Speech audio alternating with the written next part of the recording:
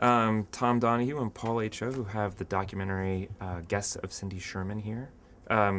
Tell us briefly what the film is about. The film is about, it's kind of a travelogue through my life in the art world, starting in 1994 and going till just recently, actually. But I used to have a public access show on cable here in Manhattan for many years, and it was just exclusively devoted to the art world. And that's what kind of kicked off, that's what gave us the material for us to build the basic structure of the film. Mm-hmm. And the film is as much about the art world and its kind of evolution through the 80s and into the 90s as it is about your relationship with Cindy Sherman. What was the idea for mixing them both together? Could you have done one without the other, you think?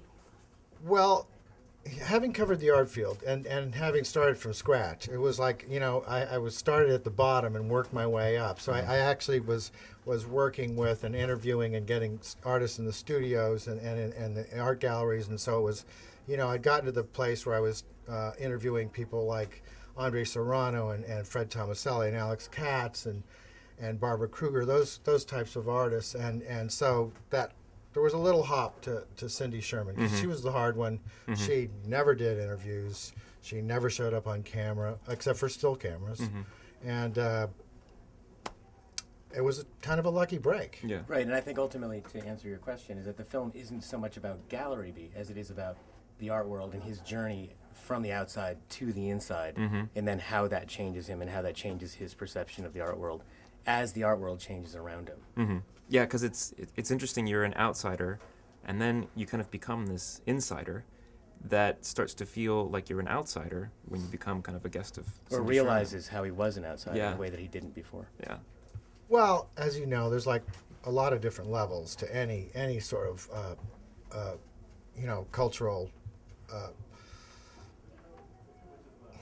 something or other. Experience. Yeah. Yeah. Anyway, in the culture of art, of course, there's different levels. And I started as an artist. Mm-hmm. So from an artist perspective, you see one thing, and it's a very tough kind of position to be in. Being an artist is being needy, basically. And then the opportunity came up to get on the other side and actually start,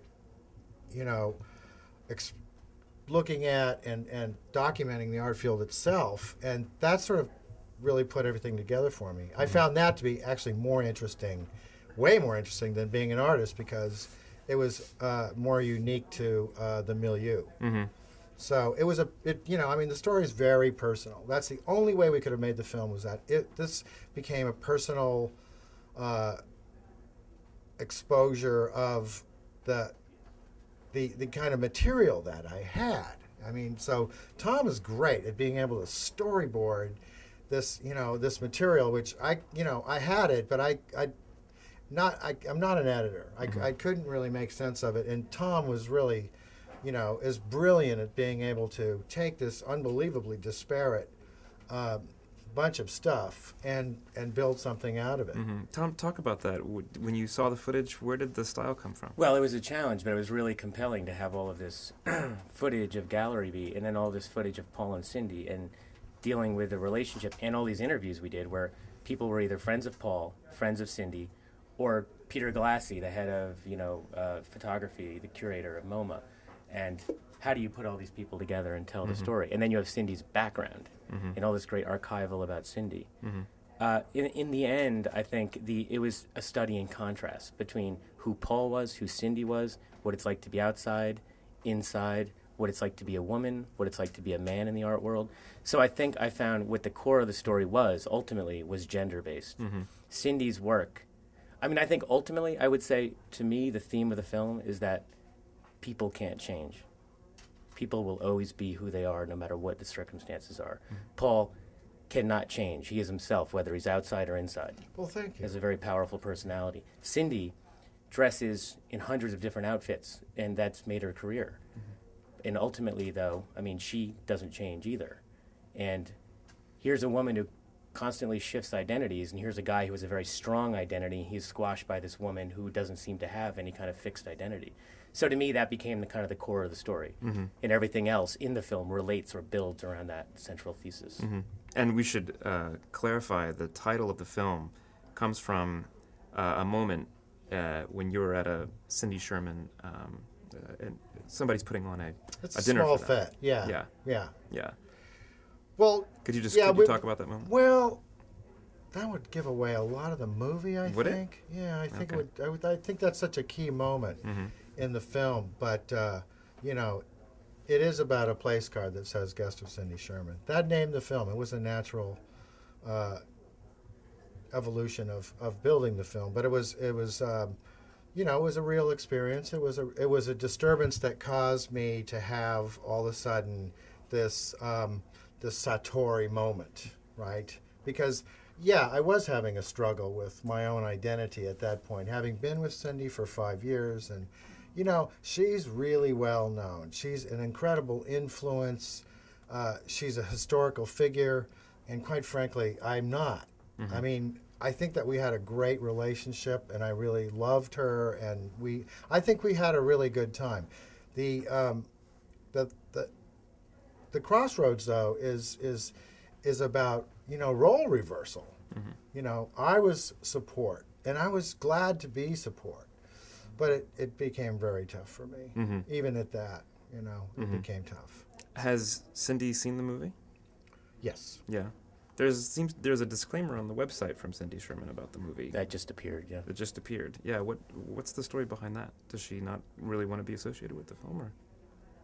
I think she